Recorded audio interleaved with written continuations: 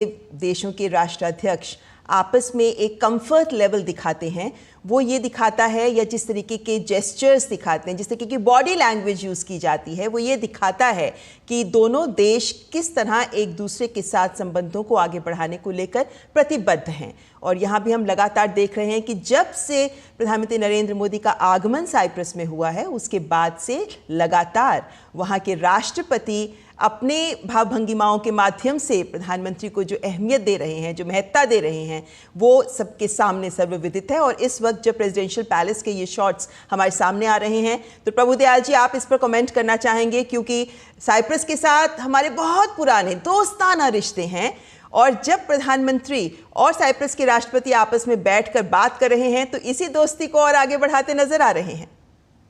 जी, आपने ये बिल्कुल सही कहा था कि जो high level, top level contact होता है, जैसे प्राइम मिनिस्टर की विजिट है, इससे दोनों देशों के रिश्ते बहुत आगे बढ़ते हैं।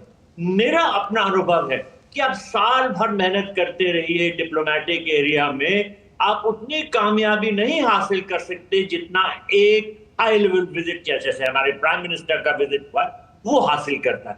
तो मेरे विचार में प्रधानमंत्री मोदी जी की विजिट जो है, वो हमारी दोस्ती जो साइप्रस के साथ है, उसको और बहुत तेजी से आगे बढ़ाएगी।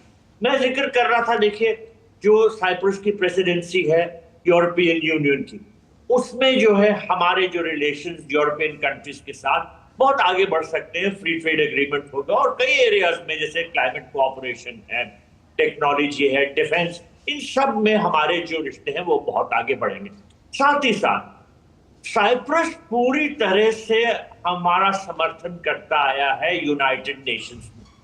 हम चाहते हैं कि हम यूनाइटेड नेशंस की जो सिक्योरिटी काउंसिल है, उसके परमानेंट मेंबर बने, और बनना भी चाहिए। देखिए, ये सिक्योरिटी काउंसिल की स्थापना 1945 में हुई थी, तब हम आजाद भी नहीं थे, और आज हम बहुत बड़े महत्वपूर्ण देश हैं, 5th लार्जेस्ट इकोनॉमी है, ग्लोबल स्फीयर में बहुत बड़े प्लेयर हैं। तो ये हमारा हक बनता है कि हम यूएन सिक्योरिटी काउंसिल के परमानेंट मेंबर बने, और साइप्रस एक ऐसा देश है वो पूरी तरह से हमारा समर्थन करता है।